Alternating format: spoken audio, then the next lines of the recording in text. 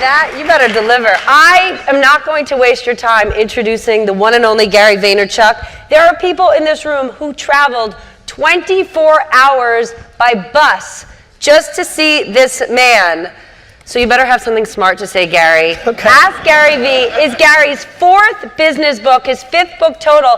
His first one about wine, that's where he got his professional start. So I'm hoping you didn't have wine before getting here. You can have it after, because this is the moment, this is the hour where you are going to learn, I love this word, I love the whole focus here, learn a bit of Gary's genius.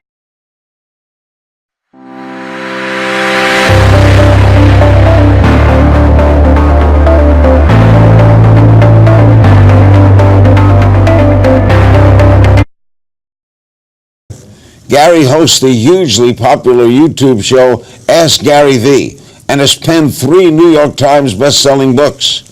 Gary has been named to Fortune magazine's 40 Under 40 list of the most influential business leaders and holds the #1 ranking on Forbes' top 40 social selling market masters. His newest book, Ask Gary V, is available now. How did this all start? You wine? What happened with you? What happened with me is I had the great benefit of being an immigrant. I was born in Belarus, in the former Soviet Union. My mother was from Belarus. I didn't know that. Minsk, I think. Yeah, I was born 40 minutes from Minsk, and came to the States in '78 when they let some Jews out of there.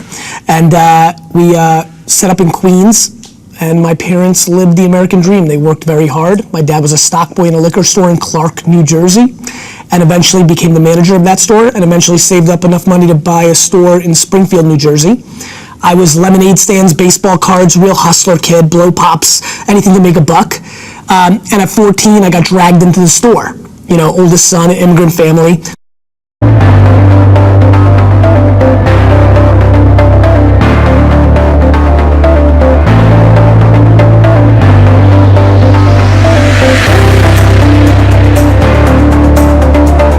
In 1996, I launched one of the first e-commerce wine businesses in America, called WineLibrary.com.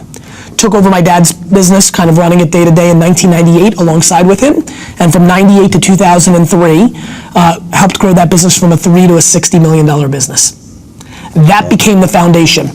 Built that on e-commerce, email marketing, banner advertising, Google AdWords, things that the marketing world didn't believe yet. And then YouTube came out. And I started a wine show 4 months after YouTube started. And You are not a wine expert, though. I grew up a wine expert. From 15 to 30, in those 15 years, my whole life was wine. Were you always successful? In everything but school. Didn't do well in school? Poor. Terrible, actually.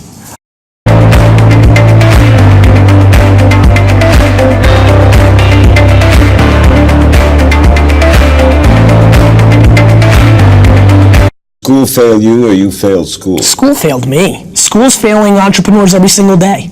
Because? Because it's not built for entrepreneurship. It's built for workers.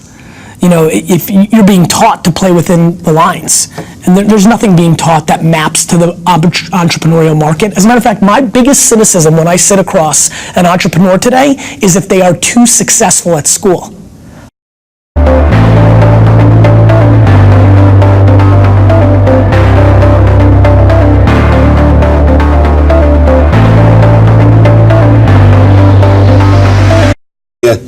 And self-awareness. Okay, how do we use social media to help our business? Well, I think we first understand that social media is a slang term for the current state of the internet. And when you position social media that way, you take it a lot more seriously. So step one, Larry, for 97% of the people that are watching is to actually take it serious. That's number one. And again, we were talking as we were getting ready, a lot of radio people didn't take television serious when the transition happened. That was their loss. Correct. Right? That's what's happening right now, Larry. This is historic. The history always tells you the future. And so that's what's happening. So first, take it serious. 2, understand that Facebook and Instagram and Snapchat and YouTube, these are different channels. It's the difference between CNN and Fox and ABC and sports ESPN. You've got to understand the context of the medium that you're on. So when you're storytelling about your business on YouTube, you've got to produce different content than when you're putting a picture on Facebook. So again, sitting in your presence, I almost want to ask questions more than do this interview. I think that people underestimate context of the medium, right? I would assume that when you interviewed somebody on radio versus when you did it on television, there's slight differences because they're different mediums. Slight. And it's slight, but it's real. And in that slightness is all the magic. Number 3, it's understanding that you have to provide value. Too many businesses right now on Facebook and Twitter and Instagram, every post they put out is buy my stuff, buy my stuff, buy my stuff. Here's where I'm gonna be. Check me out. Buy my book. Check out my experience. Watch me on my show. And nobody's providing value. So the prior book I wrote to this was called Jab, Jab, Jab, Right Hook. Give, give, give, ask.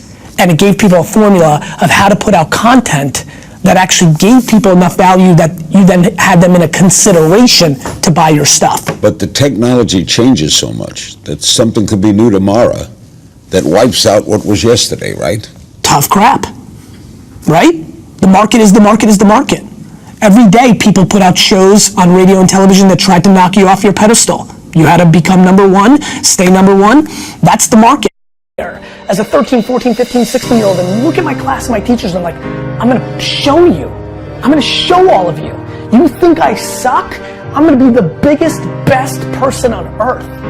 During that point, what did I do? I did what I preached to all of you, which is I put in the work. I gave up all my weekends and holidays in high school because I knew I had to pay that price